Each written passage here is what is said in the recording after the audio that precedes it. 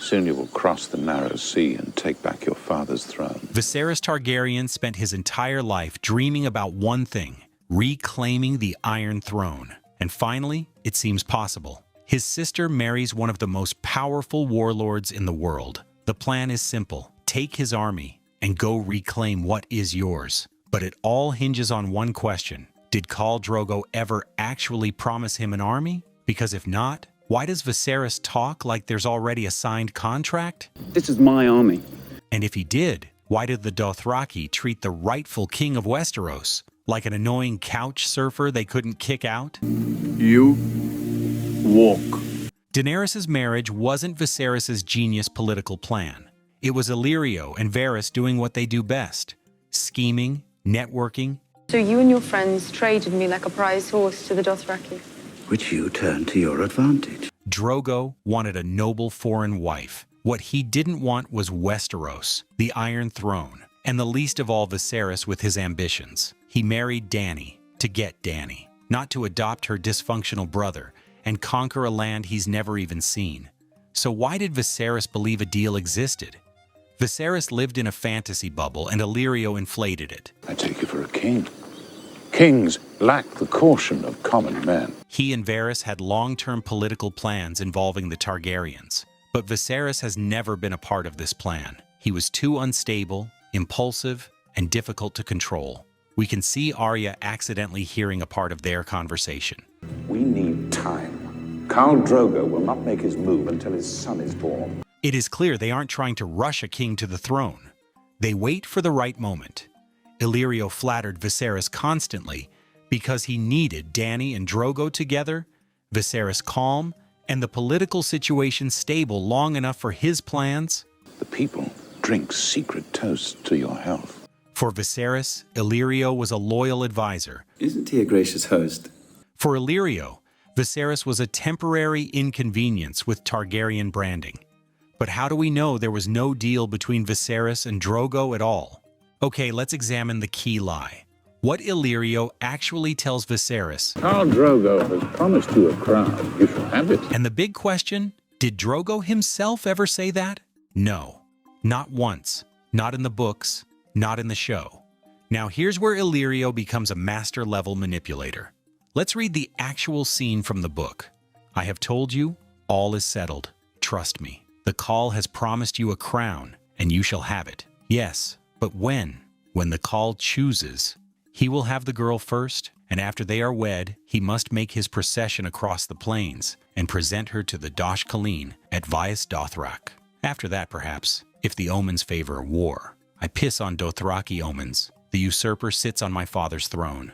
How long must I wait? You have waited most of your life, great king. What is another few months? Another few years? Congratulations, Viserys, your delivery date is never. And then Jorah unknowingly reinforces the lie even further. Sir Jorah nodded in agreement. I counsel you to be patient, your grace. The Dothraki are true to their word, but they do things in their own time. Viserys bristled. I am no lesser man. I am the rightful lord of the 7 kingdoms. The dragon does not beg. Sir Jorah lowered his eyes respectfully. Illyrio smiled. That was actually perfect, because the Dothraki never gave their word. So the statement means nothing. And Viserys, he hears, any minute now the ships are coming. When do I meet with the Khal?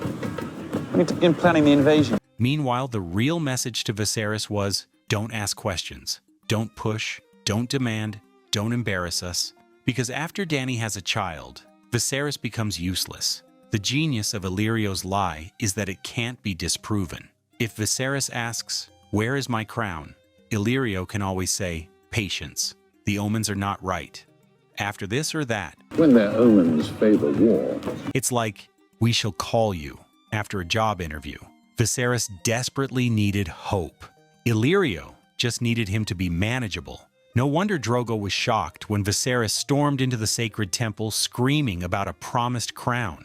It was probably the first time Drogo ever heard he owes something to this guy. You may ask, why tolerate Viserys at all if Illyrio had no plans about him? Illyrio didn't care about Viserys personally. He tolerated him because Viserys was a necessary prop. He was the last public male Targaryen heir. In Westeros, legitimacy matters more than competence. May I present my honored guests, Viserys of House Targaryen. As long as Viserys was alive, Illyrio and Varys could claim, "We are restoring the rightful king." The rightful king of the Andals and the First Men. Without him, what are they restoring? Just a random invasion from Essos. So Viserys is a legal cover. Dany alone wasn't enough yet. A lone teenage girl wouldn't rally Westeros. Viserys and Dany were a stronger combination at the moment, so Viserys was needed as a bridge until Dany produced a son. After Dany married Drogo, Illyrio got what he needed: alliance with Dothraki, potential Targaryen child, future invasion force. Viserys' usefulness dropped to near zero. The tragedy is that Viserys built his entire identity around becoming king. The promise of the Iron Throne was the only thing keeping him together, but it was all built on sand. And the moment Viserys realized the Dothraki genuinely respected his sister, I love her. She truly is a queen today. and only tolerated him, And no one has ever given me what they gave to her in that tent. his mind started collapsing. He didn't just lose his life in that temple, he lost his delusion. That is no place for a king. You are no king. For the first time, he realized something terrifying. Nobody was actually preparing him to become king. He wasn't a dragon. Your brother Rhaegar was the last dragon. Viserys is less than the shadow of a snake. He wasn't a future ruler. He was just a temporary inconvenience. And that was the end of Viserys Targaryen. But let's look at a fascinating what if. If Illyrio's lie had come true, if Viserys actually got his army and successfully took the Iron Throne, what kind of king would he have been? Would Viserys have been better or worse than Joffrey? Let me know what you think in the comments below. Don't forget to like and subscribe, and see you in the next video.